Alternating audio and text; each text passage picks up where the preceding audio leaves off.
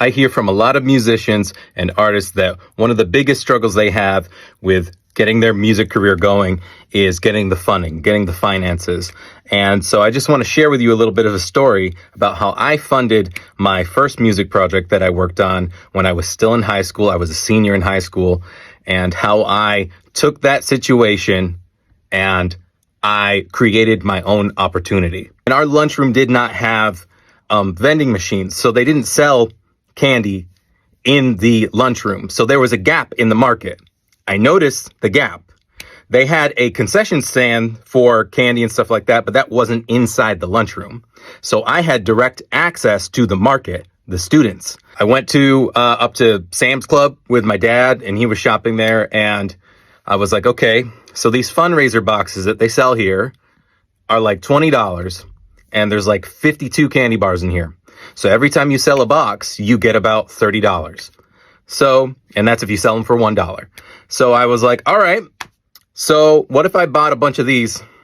And then I talked to one of the main lunch ladies, and I was like, yeah, I've got this fundraiser I'm working on, and I just really need to get some money to get this going. And she was like, okay, just bring me the fundraiser boxes and we'll put them out. And during lunchtime, you know, the kids will come by and they'll get them.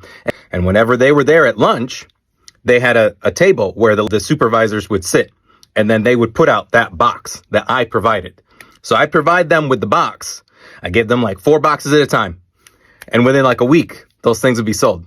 So, okay, you just made like $100-something a week without hardly doing anything. It's supply and demand. I supplied the candy. They sold the candy for me. I wasn't even there. And then I just came and collected whatever profit at the end of it. So over the course of a school year, I was able to collect quite a large amount of money just from selling these candy bars. And all I was doing was picking them up, buying them, and dropping them off, and then collecting on that. So I created my own opportunity. I could very passively make quite a bit of money from a pre-existing problem. So if you can find a pre-existing problem, a pre-existing situation where you can fill the gap, where you can find the solution, sometimes when you have a really big challenge, it takes thinking outside of the box and creating your own opportunity. It might not be the most conventional way to raise the funds for your music project, or, you know, the way that everybody else says you should do it. Don't let the situation have control over you. Just take it as an opportunity for you to think outside of the box.